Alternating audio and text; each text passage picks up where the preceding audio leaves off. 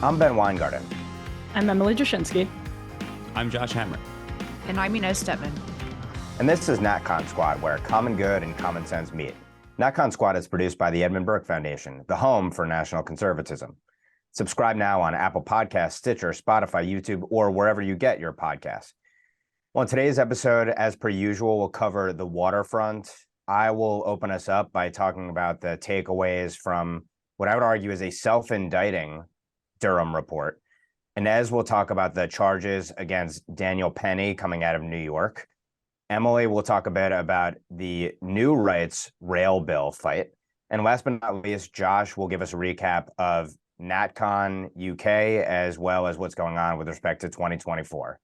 So with that, I will turn it over to myself. And with respect to this Durham report, in some ways, it's nothing, and in some ways, it's everything in terms of the long-running theme of this podcast of the hyper-politicization and weaponization of the national security and law enforcement apparatus, which, of course, is hugely corrupting for our republic, the height of election interference in running through 2016 and now up until this point with these very agencies.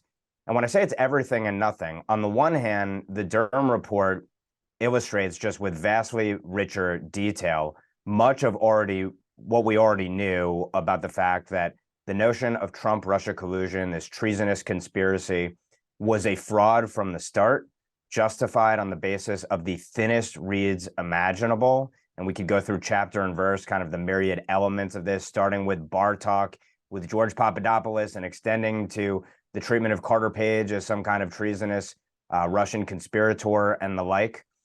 And the report shows, I think, in very good detail, some of the gory details around the various ways in which essentially the FBI and DOJ broke laws, rules, and norms to create the appearance of Trump-Russia collusion and justify an effort to delegitimize, destabilize, and ultimately try to destroy a president, again, interfere in elections, and invalidate effectively the votes of tens of millions of Americans. And I think kind of the key takeaway line, we could talk about the double standard that the report shows with respect to the FBI and DOJ's treatment of Donald Trump versus Hillary Clinton with respect to so-called foreign interference.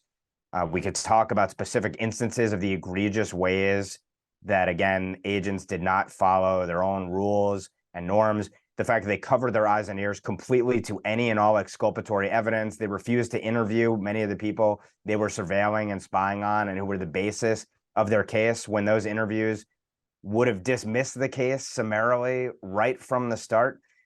And I think the key line from Durham here is that he argues that there was no evidence of Russian collusion from the start, either in the DOJ and FBI or from the intelligence community when they opened a full counterintelligence investigation.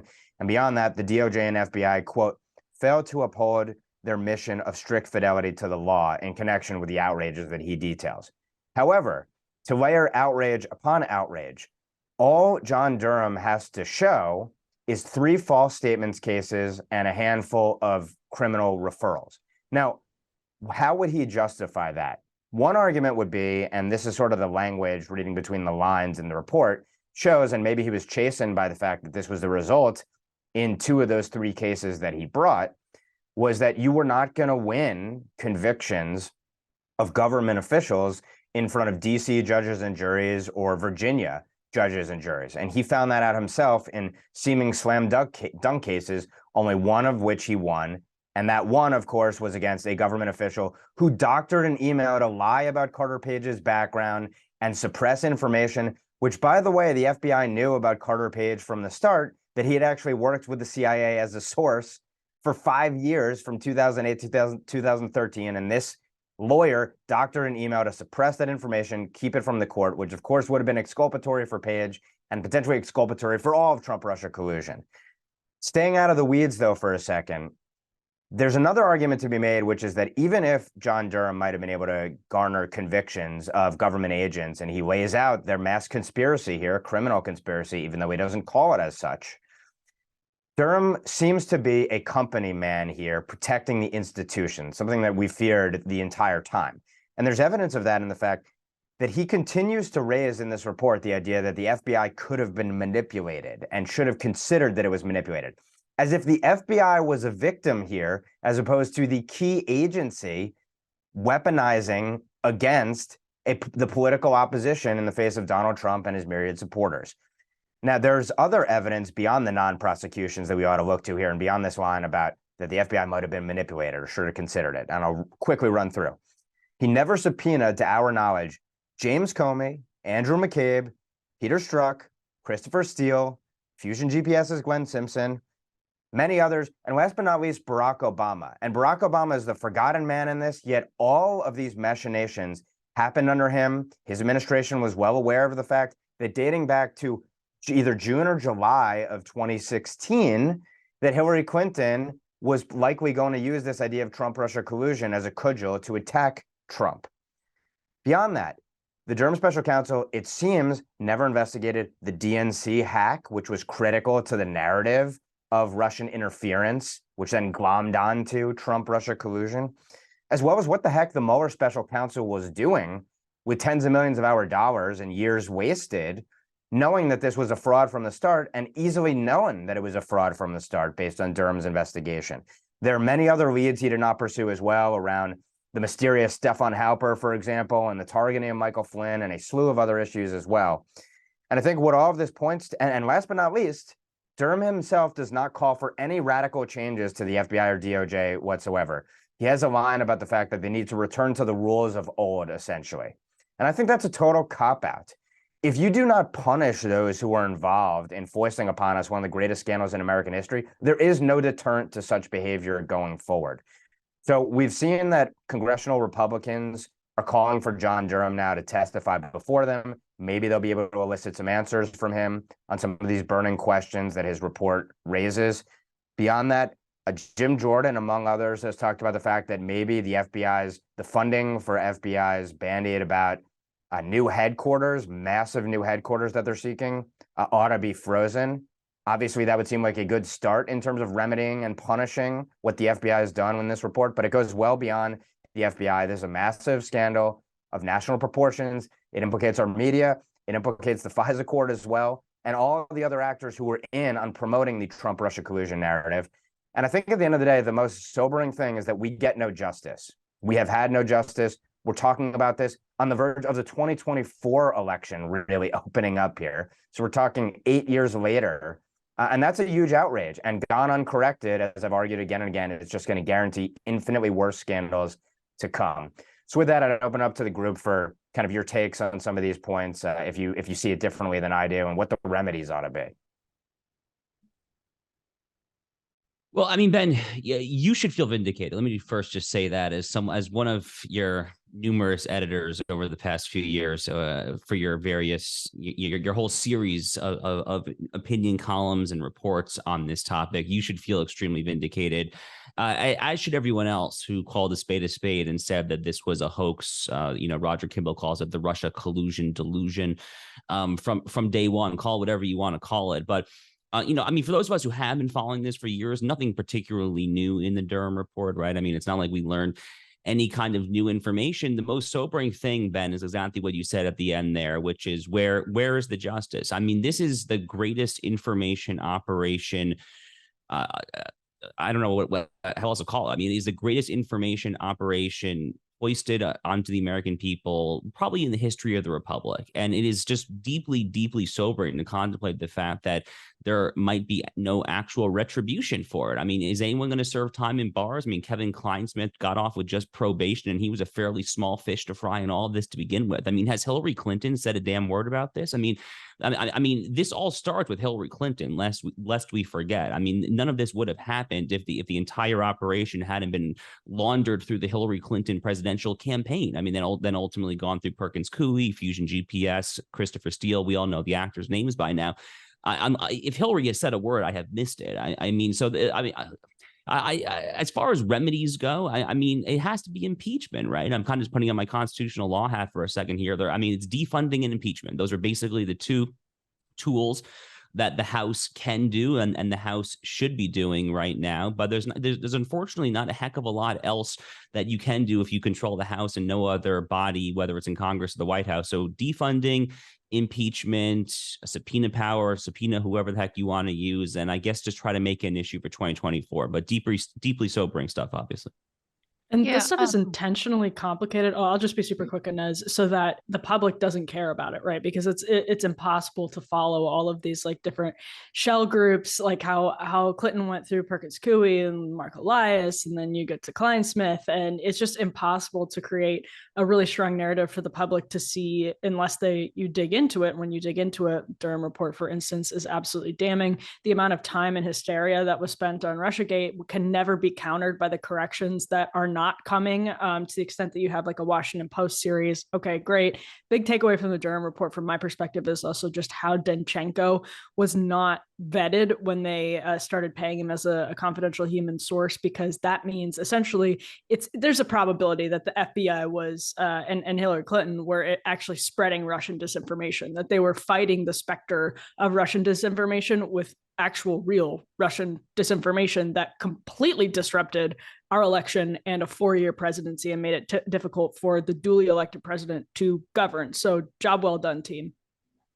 Yeah, I mean, to the extent that Hillary Clinton has said anything about, she didn't say anything about this directly. She did say if Donald Trump got elected again, it would be the end of democracy. So that's the word from Hillary.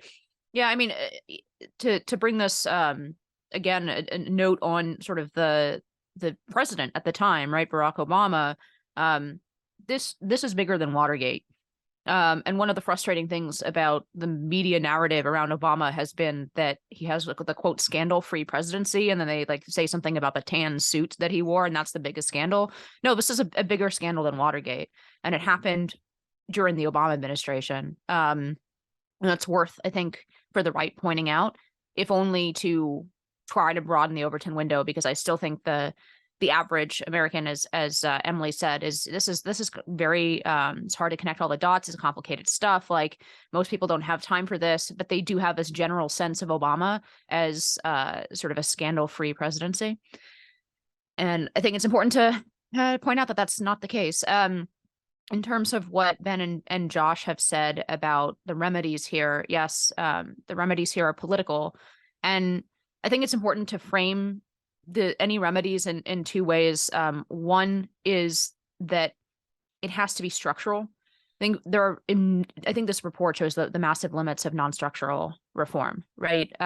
It is ultimately very difficult to get convictions, not only because of the DC courts, but also because a lot of what's happening here is arguing against a judgment call, right? You should have interviewed this person. You should have considered the possibility that this was complete garbage, because so it's very difficult to actually nail people down on a case like that, on criminal charges, as opposed to, and this is my second point, that the remedies have to be political. The remedies can't be to retreat from the political and say like the FBI needs to be neutral and return into these, like, I guess the end of this report, right, saying that we need to go back to the old rules of the FBI. No, the reality is that the FBI, like every government agency, is political, and therefore there ought to be political control over it, whether that's from Congress through impeachment and funding or defunding, or whether that's directly the president. So any remedies that we seek, I think, on this they cannot be aimed at one particular person. Like, I guess I see those as very fundamentally limited. Like, yes, we can drag out Peter Strzok in his underwear and and with his arms behind his back and perp walk him, but that won't solve the problem. Even if we were able to do that, it won't solve the problem within the FBI, because the problem is more about it's more pervasive, it's more bureaucratic, and it is more structural. So I think it's important that the remedies have to be political. And with that, I guess back to you, Inez. Yeah, I'll transition to this another case here in New York. Of course, just some updates on the Penny case and Jordan Neely case in New York City. So Penny has been charged with manslaughter, notably not murder, the way that, I mean, at least the prosecutors in New York are not yet stupid as like MSNBC and the front page of the New York Times to try to charge him with murder, but they have charged him with manslaughter. I think it's notable here that Bragg is the one who's bringing the charges. DA Bragg is the one that's bringing the charges after impaneling a grand jury. I know we say on here a lot, right, that there's the whole ham sandwich thing, like you can get an indictment on a ham sandwich from a grand jury. That's because only the prosecutor's side gets to present their case, and at the end, the prosecutor decides, he can just dissolve the grand jury, and that's kind of what happened here. He decided to move forward with direct charges. I think that's actually really notable. I think it's very likely they couldn't have gotten an indictment from a grand jury on this. I'm actually quite optimistic and white-pilled about this case in New York. There is this widespread sentiment, as there was, perhaps not as strong as during the Bernie Goetz case in 1984, but it's really difficult to get a jury in New York that has not felt threatened on a subway car by somebody who is out of his mind and violent. And this is a sort of issue that does tend to cut through politics. So I'm actually quite optimistic. I think that it'll be very difficult to convict.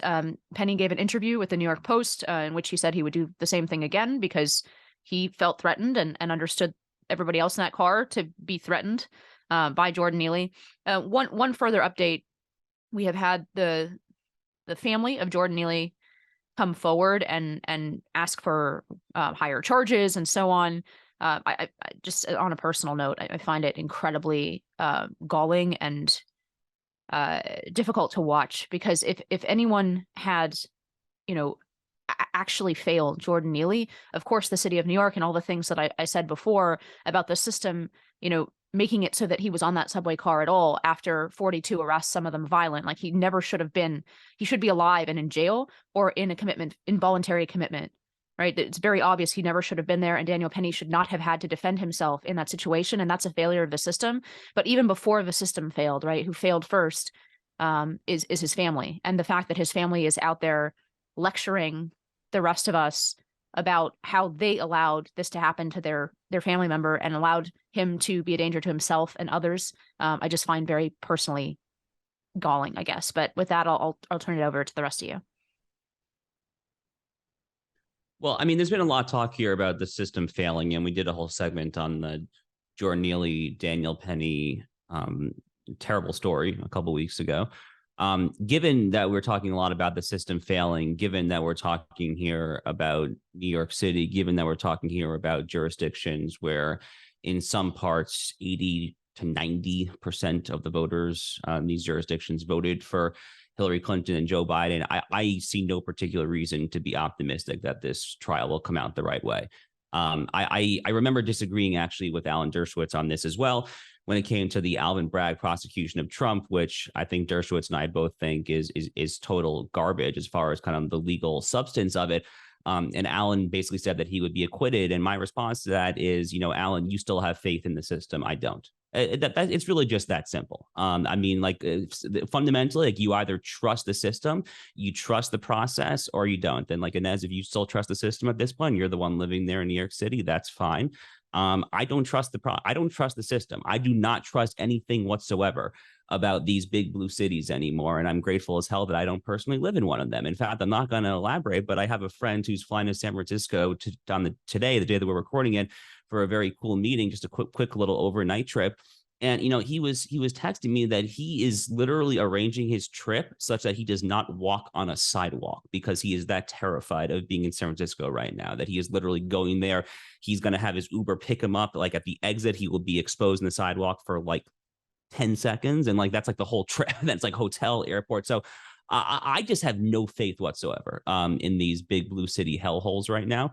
It is obvious. It would obviously be a total travesty of justice if Daniel Penny were actually convicted for anything. I do not think legally that he did anything wrong for all the reasons that we discussed a couple weeks ago on this show. And I would encourage the good patrons of this program to contribute to his various funds for raising for his criminal defense. But I certainly am not optimistic. I mean, if it gets appealed, the state level appellate courts in New York are slightly better than the trial courts overall. So hopefully he would be vindicated on appeal, but I can't say I'm optimistic about the actual trial. The trial is such an interesting thing because we've already tried this case in the court of public opinion, and with mixed results, of course. But something I've been thinking about over the last few days with this example, with the so-called city bike Karen example, is how profoundly unnatural and hyper-novel it is that you have people around the world dipping into this group of people's lives, strangers' lives, for 30 seconds, a minute and 30 seconds, whatever it is, and jumping to all sorts of conclusions that they publish publicly and that have consequences and implications for these people's really very real existences, their reputations, their work, their jobs, and their lives, as is the case with Jordan Neely and Daniel Penny, who again is being tried for murder. So it's incredibly I think disturbing how the court of public opinion, which is inherently based on social media unjust, influences then the actual court of law, right?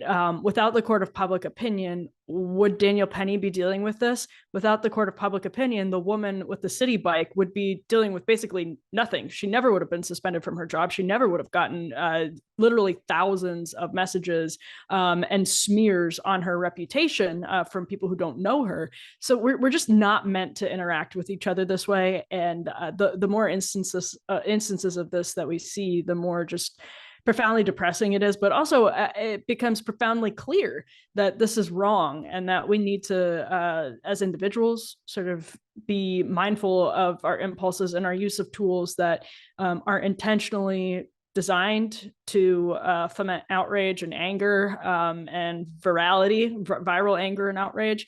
And we also need, these corporations and regulatory authorities to start thinking about that too. I just go to the 30,000-foot perspective, maybe covered before in my absence, which is that effectively the progressive, quote unquote, criminal justice agenda is a pro-crime agenda. It's a pro-chaos agenda. It's a pro-injustice agenda at the end of the day.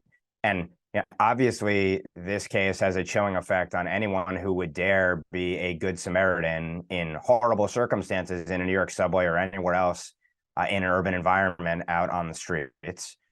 But beyond that, it is just a recipe for lawlessness and violence. And you have to question, is that the point at the end of the day? Is the point to destroy the rule of law and order, and make it so that there's a presumption of guilt essentially on the innocent and a presumption of innocence on the guilty, who are, of course, only guilty because it's society's fault?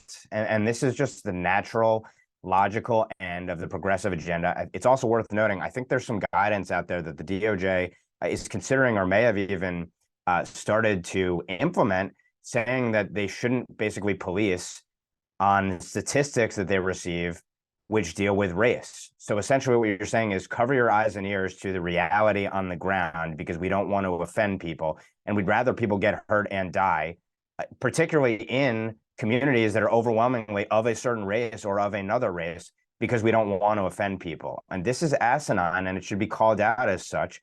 Americans as individuals should be secure in liberty and justice, and that requires meting it out according to where the actual problems are. But instead, we are now suffering under a regime which is going to guarantee that our streets are far more dangerous, uncivil, and chaotic for years to come. And with that, I'll turn it back to Emily to talk about a completely different topic, this rail bill. Yeah, no, the rail bill is about much more than rail. Of course, it passed out of committee in the Senate earlier this month, and with 2 Republican votes, by the way, J.D. Vance and Eric Schmidt of Missouri. It was a bill championed by J.D. Vance. I believe Marco Rubio and Josh Hawley were co-sponsors of the legislation as well. This is a very, very interesting debate on the right. In fact, Oren Cass over with our friends at American Compass and Phil Bell of FreedomWorks actually debated it at length. I think they did an hour-long debate on the American Compass Critics Corner podcast, which is a really fascinating listen that I would recommend, not just if you're interested in rail issues, but if you're interested in where the sort of conservative movement is going and should go, because the question of this piece of legislation essentially boils down to whether there's actually very, very fundamental dispute.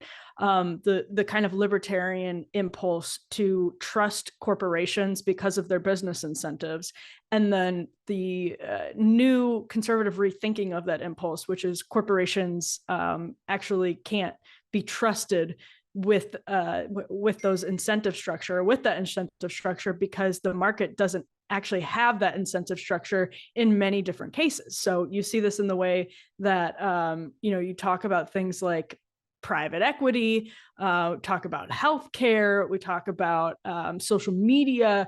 How can you have a market incentive when certain companies are monopolistic? That's obviously always been historically a problem with the rail question.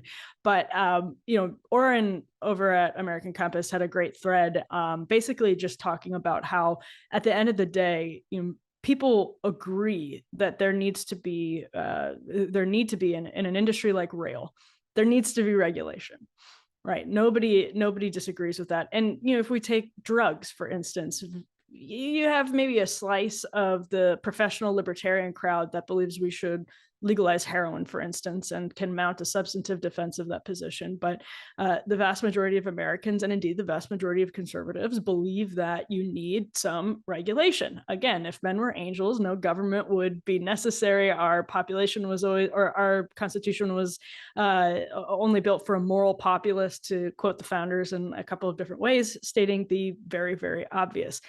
We are humans, we are fallen, we are in need of some government because the free market has its limits, of course. And that's especially true when you start looking at common carriers that are necessarily monopolies. You see that in rail, you see that with social media, as Clarence Thomas has explained, and the like. So if we come to it from that perspective and we say, well, listen, these companies are actually not acting in the interest of safety because there's no market incentive to act in the interest of safety. This is a bill that was drafted in the wake of the East Palestine disaster. And, it's not a perfect reaction to the East Palestine disaster. And yes, it would benefit big labor in ways that I think are irritating. But to that extent, well, I shouldn't say irritating, but in ways that, big labor is obviously crony and woke. And, that's sure. But the problem is really that they're not serving their own workers that might be served well by the bill. So I'm just going to toss it open to the group. There was some friction. Some Republicans did not end up voting for this bill, even though I think their objections were somewhat reasonable. But at the end of the day, you have an industry here that is already being regulated, and having better regulations is a perfectly conservative position on that. So you can debate whether those regulations are better, but acting as though there should be less regulation of the industry when we have a safety record that's pretty poor compared with other countries, per the industry's own calculations, is a tough place to be. So I'll toss it open to the group. What do you think about this fight? Look, I'm no expert on rail regulation, but what I have read is something similar to what Emily has been saying, right? We have apparently, our rail system has something like twice as many serious accidents and derailments as most European train systems. And there always does seem to be, America is generally more free market than most European countries, but the regulations that we do choose to have are often unfathomably stupid. And there seems like a bit of a sort of dichotomy where, if you have this kind of big government welfare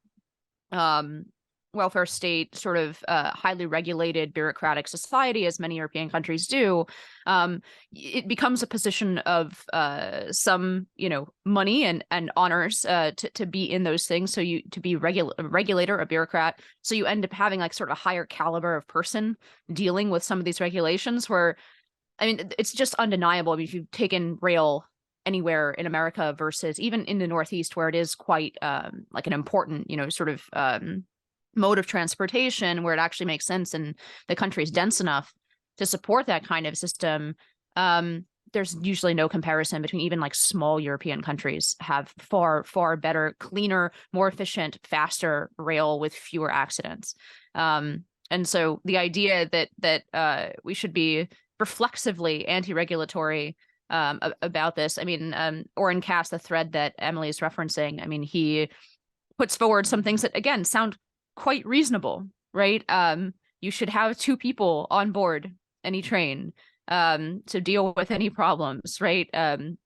Some like putting trains with hazardous materials and classifying them in some particular way that has additional regulations. You know, these sound pretty reasonable to me, especially when you're dealing with essentially a monopolistic system, as Emily said. I mean, rail is inherently there's usually one track, and the incentive to build a second track is the barrier to entry is very, very high. So you have a kind of natural monopoly in rail.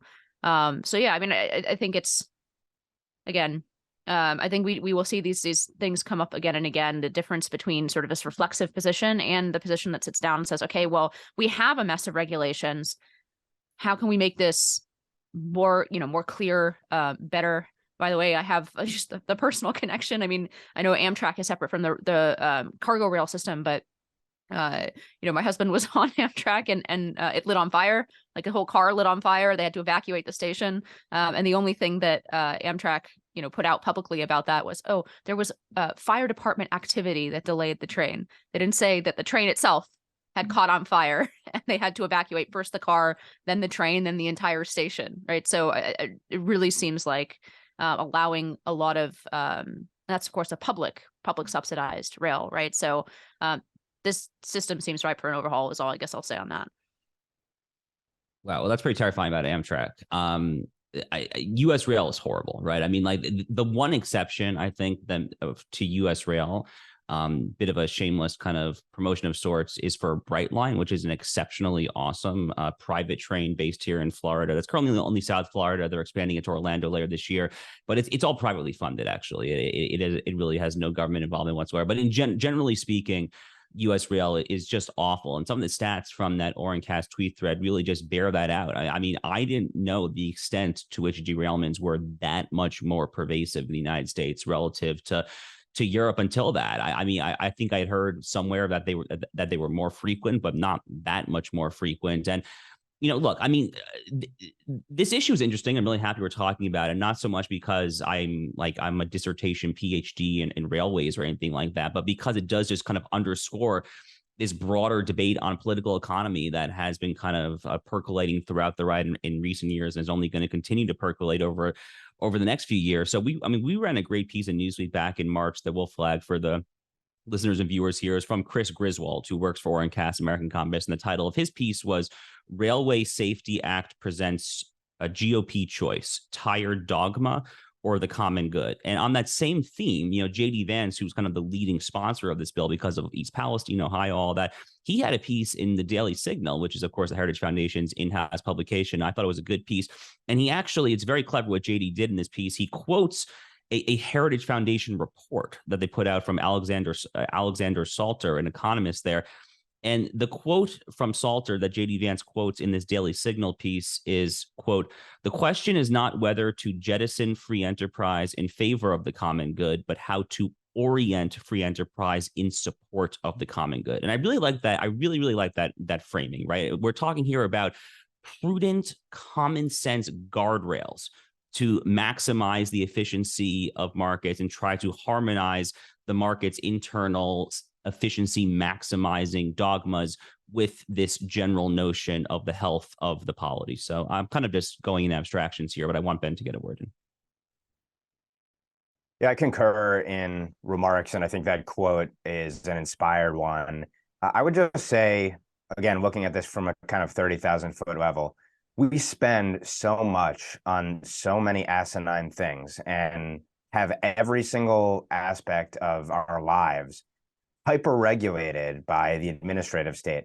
And yet when it comes to very basic things like ensuring public safety in actual infrastructure as opposed to our cognitive infrastructure, and that'll lead me to something I'll mention in our closing thoughts about how the government actually wants to regulate our thoughts as a matter of public safety, but we don't have public safety on our trains. It just strikes me that it's just further proof of the ruling class's total failure on a practical level that Americans ought to see in their everyday lives. And so this is a perfect instance of these are on prudential grounds, legal grounds, political grounds, a perfectly justifiable piece of legislation. And we have to live in the world as it is, not as we might wish it to be. With that, I will go to Josh now to talk a little about 2024.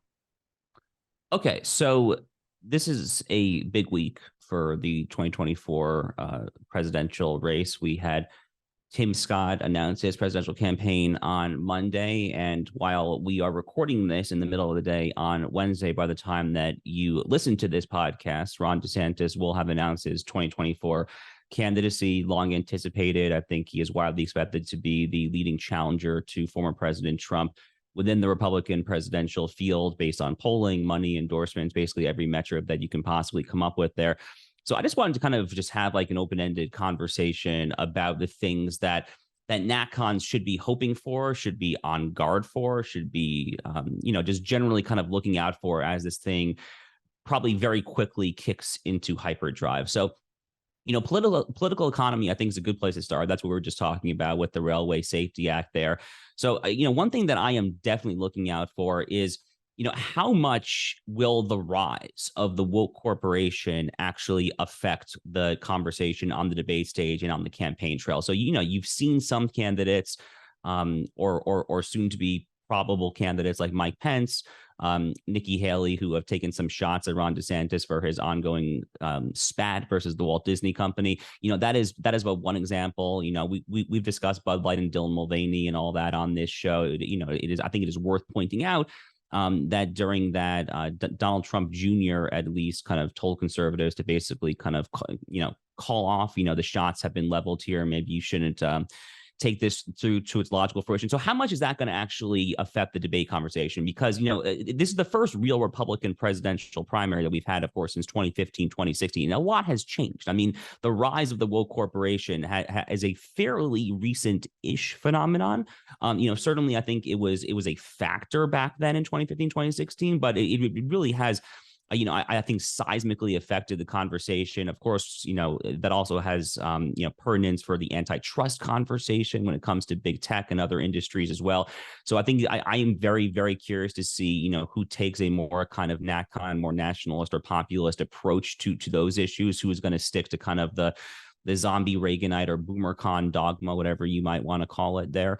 Foreign policy, I think, is going to be a huge topic here, right? I mean, Donald Trump, whatever your quibbles with him may or may not be, I have long said that I think Trump's foreign policy was the single best part about his entire presidency. His judicial picks were obviously quite good for the most part as well, but I thought his foreign policy was genuinely excellent in virtually every way. And, it'll be interesting to see who wants to campaign on kind of this the Trump doctrine of foreign policy. Michael Anton had that essay for Foreign Policy magazine back in 2019, basically kind of a Jacksonian foreign policy.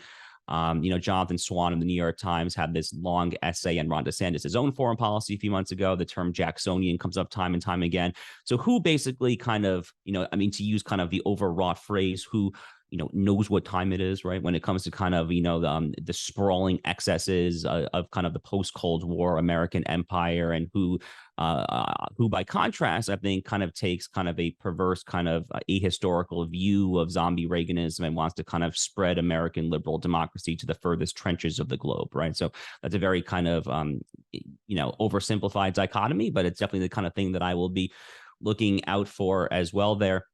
And then just generally speaking, on kind of that same leitmotif of kind of knowing what time it is, who really understands the depths of our current cultural struggle? I mean, who actually is in touch with what Republican primary voters feel enough to actually understand that they genuinely, earnestly, truly feel like their lives, their culture, their lives, their churches, their synagogues, their general way of existence is under assault each and every day. Seriously, each and every day. I mean, whether it goes to Target, partnering with literal Satanists for children's clothes, whether it goes to the Los Angeles Dodgers, one of the most famed baseball franchises in Major League Baseball history, promoting a genuinely anti-Catholic, a horrific bigoted group to try to appease the LGBT lobby. I mean, who is in touch with enough to understand understand the magnitude of the culture war and who actually understands that we actually have to have a theory of the prudential use of political power to try to vanquish these horrific forces of wokeness wherever it rises or wherever it raises its ugly head. So, those are kind of the broad themes that I'll be looking for. We're obviously not like endorsing candidates or anything, but I defer to you guys on your thoughts on that. Sure. Maybe I'll jump in first here. I think I broadly agree with the buckets that you've been sketching out. I think the understanding that the culture war is not a distraction is critical, and actually sort of the fat part of the middle of the Venn diagram, and actually a large part of the Republican Party's appeal to independence, contrary to the way that I think a lot of Beltway consultants believe that we appeal to independence based on economics. I strongly believe we appeal to independence on culture war issues. So that I agree with those broad buckets of culture war, sort of how you deal with corporations, which is part of the culture war, but also has a large economic component, and then foreign policy. It's been really disheartening, actually, to watch, regardless of sort of which candidate people support and their reasons to support. I mean, I want to say both of them because I don't think there's really any shot that it's going to be anyone but Trump or DeSantis. But it's regardless of what candidate you support, it's been really disheartening to me, this discussion over the Disney jobs. Right. It's like we reverted back to 2012 and with the way that a lot of the right, whether that was, on Fox News or whether that's some of the other candidates, is talking about this question with Disney as though, this isn't just about bringing jobs to Florida. Like, anybody who thinks like that is not going to be able to do what's necessary and fight the battles that are necessary structurally in the way that our regime is constituted. And with just following up on that point briefly before I kick it out to Emily and Ben, what I'm looking for is a right that will think about things institutionally and think about what is needed in each one of these institutions, whether it's a parallel institution, whether it's kicking the legs out from under an institution that is now completely captured by the left, whether it's how to move public money in and out of these institutions. I think this particular solutions may be different in each one of these fields, but overall, I'm looking for somebody who seems to understand the institutional power of the left and be interested in hitting back institutionally. And then just finally, one last brief point. We are talking about what we're looking for, from the NatCon perspective or whatever. We're talking about policy. I don't know if that's actually the fault line and the way that Republican voters will be thinking about it. They may not be thinking about policy. They may be thinking about policy versus trust, right? That essential trust with somebody who is not part of a system that they rightly view as rigged. That trust may well end up being more important than any particular policy promises. But since we're policy wonks here, I agree with Josh's broad buckets. I was contemplating Tim Scott's candidacy last week as the Durham report was sort of being digested, and thinking, does Tim Scott have any impulse to do what needs to be done to the intelligence community, to corporate America, because his messaging is truly, it is optimistic and it is positive and it's inspiring. His personal story is inspiring. He has shown enormous courage. I can't imagine how frustrating it has to be a Black conservative and put up with the absolute idiocy that white liberals spew every single day about you, about your beliefs. You are constantly subject to smears, and I think he's shown a lot of character. But as a presidential candidate, it's really, really hard for me to think of anybody who's sort of post-Trump, but not post-Trump in the sense that has not been sort of awakened to all of the various dangers of the intelligence community, of corporate excesses, to just sort of go out there and campaign on this positive messaging with no, as Inez said, I think very well earlier in the show, structural reforms on the table. I think someone like Ron DeSantis probably is interested in proposing structural reforms. He's doing his conversation tonight as we tape this. He's prepping to talk to Elon Musk and David Sachs. I think that's an indication of sort of where he is temperamentally and sort of ideologically on those questions. I'm sure Donald Trump will have some type of idea about what to do about corporate excesses and the so-called deep state, but if you don't at this point, you're out of touch with out of touch with the voters, and completely out of touch with the moment. You're completely out of touch with if you believe in conservatism, but you don't believe in those structural reforms, your ideology makes absolutely no sense. Yeah, and I think one thing that's heartening is the polling reflects that the voters, the actual base, often betrayed by its purported representatives, is oriented towards the NatCon populist conservative perspective of the world, infinitely more than, again, most of the representatives. I would just raise two non-philosophical points that I think are of utmost importance when it comes to how we think about 2024. One is any candidate who believes they ought to be president has to be able to answer the question, how do you intend to win under this electoral system, this voting system that has evolved since the pandemic emergency driven measures putatively of 2020. If you don't have a substantial response to that, and if you're not able to articulate clearly how you practically intend to win under that system, even before you get into the interference of the national security and law enforcement apparatus, obviously the propagandistic media, whatever social media will do to moderate content going into 2024, that's a major, massive fundamental problem. And second, any candidate who wants to be president has to be able to articulate, to the extent they have any ambitions in their agenda, how they intend to actually execute that agenda, both in terms of personnel and their policy, given that the federal bureaucracy itself will be at their throat from days before they're ever inaugurated and working every single day to sabotage and subvert that agenda. So to me, the two key questions are to the presumptive Republican nominee: how are you going to win under this system? And then if elected, how are you actually going to effectuate your policy, given all the structural disadvantages that we talk about every week? And with that, I'm happy to open it up to some parting shots.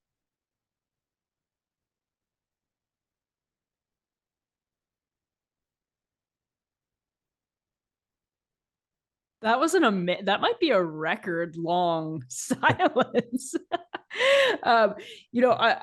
I'll continue a little bit on that last point, because I bet that's what all of our closing thoughts are going to be on. Maybe I'm wrong. That's my prediction, because it's the big sort of question of the moment with DeSantis's announcement looming. With the Daily Wire, here's another thing to add. They said they're taking all of their shows to Twitter starting on May 30th.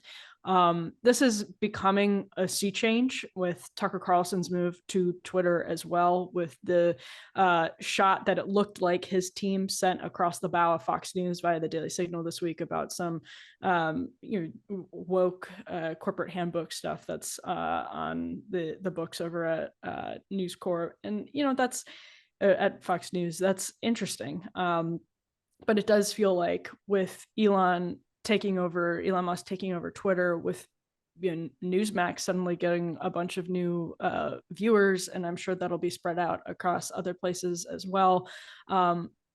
Something's going on right now, and the Republican primary sort of coinciding with that cultural moment is super, super interesting. The Surgeon General this week put out an advisory on social media saying they could not conclude that it was safe for children. That's Biden's Surgeon General, of course, but there are some big things that are starting to happen, not happening quickly enough, I would say, but the Republican primary coinciding with them, I think, means that we should see reactions that are indicative of what people think makes a winning campaign. And we'll see which one actually sort of stands the test. But I think that's that this is a Republican primary and not really a Democratic primary. Biden might be forced to wrestle a little bit with Marianne Williamson and RFK Jr., but that this is a Republican primary, I think, is actually really helpful, because Republicans are the only ones right now. Like Matt Taibbi, as we were taping this, just posted a letter that Jim Jordan got, that Jim Jordan, I think, sent to the IRS about why Taibbi got a visit from the IRS like around Christmas, right after he was breaking news on the Twitter files. This stuff, that Republicans are the ones that are championing Matt Taibbi in his battle against the IRS, is significant. This is a really big deal. Democrats don't have any serious answers to a lot of these problems, and Republicans, even if they're starting to have answers for the wrong reason, are at least coming to the table. So I think it's going to be a very, very productive primary for the country, not just for Republican voters. So I'll jump in really briefly. I want to return to, since Emily invoked Igor Danchenko before, I can't help but go down this rabbit hole for a second. Danchenko was the key, quote unquote, subsource of Christopher Steele and the Steele dossier, which, as everyone knows, is one of the linchpins of Russiagate. Dossier was used to eviscerate the rights of Carter Page via the fraud foisted on the FISA court. Just to understand this FBI that's been weaponized against the American people, Igor Danchenko was under a counterintelligence investigation from the FBI due to his contacts with Russian officials. And apparently he was going to try to peddle information potentially and sell it to the Russians and work to try to get other people to work with him on that project. The FBI thought he left the country and ended their investigation, but in fact, he did not. They botched it. This was the key source of the Steele dossier that the FBI relied upon. And then the FBI rewarded him further by making him a confidential informant. And in return for that, he got hundreds of thousands of dollars for it. So we paid hundreds of thousands of dollars for this person who was on their radar as a counterintelligence threat. And he, of course, was rewarded for it. Beyond Danchenko, and obviously there are myriad outrages. I've done a massive mega thread on Twitter on this that I hope you'll check out. It goes into all the gory details and passages within the Durham report. Beyond that, it is worth noting also, since Josh invoked Hillary Clinton, Hillary actually was apparently interviewed by the special counsel. Now, we have not seen that transcript, but I hope that Congress will go about obtaining it and then releasing it to the American people, because we ought to know, what did Durham ask and what did Hillary know? What didn't Durham ask and what didn't Hillary address in connection with this so-called investigation? Beyond that, just a heads up, I was thrilled and honored to have testified on Capitol Hill a couple weeks ago about a topic that we discuss almost every single week here, which is the silencing of ourselves directly and by proxy of the federal government. In particular, I appeared before a House Homeland Security Subcommittee on Oversight, Investigations, and Accountability, chaired by Dan Bishop, and I commend Chairman Bishop for holding that hearing. Got to speak alongside Jonathan Turley, Martin Koldorf, one of the Great Barrington Declaration authors, and one other minority witness as well, and lay out kind of the myriad ways in which DHS, and particularly its sub-agency, CISA, has gone about silencing us and violating our First Amendment rights directly and by proxy. It's an issue that the Republican House appears to be on their radar. It's actually even made it into an appropriations bill under the Homeland Security auspices as well. So keep an eye out on that. It's also something, by the way, that the Weaponization Subcommittee is apparently looking at, as they've subpoenaed the director of CISA, Jen Easterly. Please check out my testimony. I did a very substantial prepared piece of testimony for that committee, which I've broken down in an easy to read Substack over at my Substack at weingarten.substack.com. So shameless plug there, but I think you'll enjoy it. Yeah, and Ben, you just I wanted to just emphasize again how much I think credit you deserve for being kind of, I think, one of the foremost people in the right of center commentary talking head space who has really been beating the drum of Russiagate, Bob Mueller, John Durham, all of this really just for years and years now. So you should feel really good about yourself. I honestly don't really have like a strong parting shot this week. That's kind of why I was complicit in that thoroughly awkward pause when we turned the conversation to parting shots.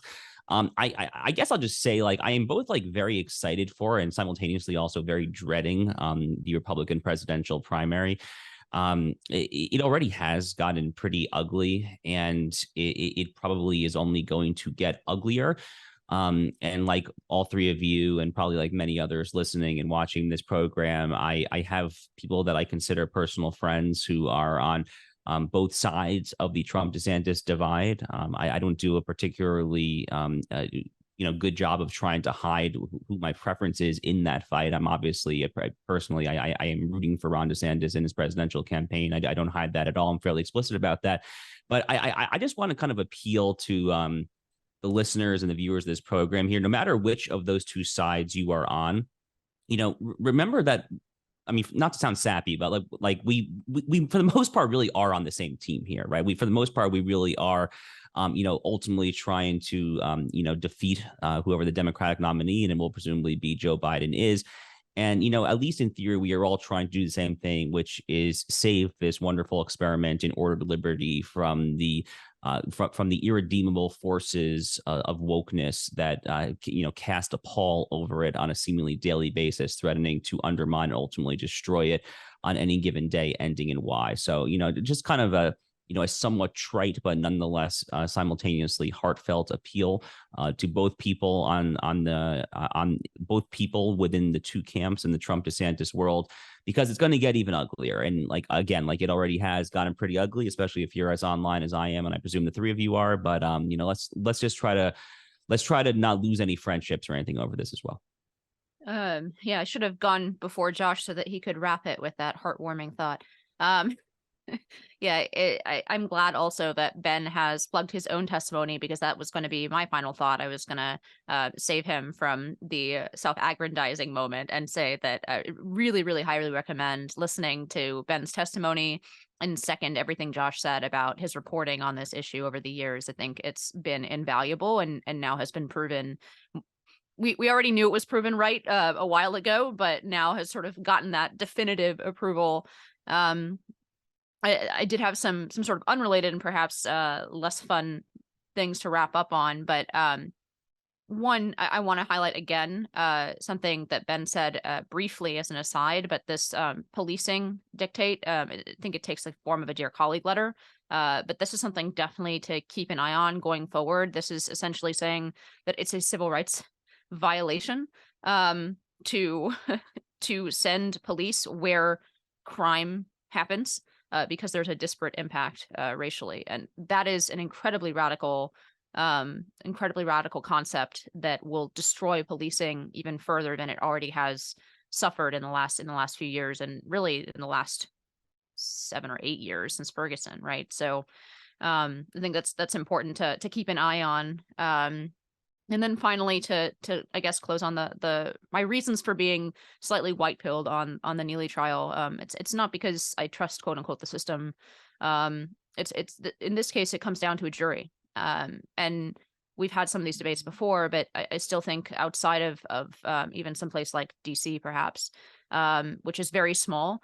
But I think largely the jury system, the average American, even in a blue city like New York, is more reasonable than the quote unquote system often is.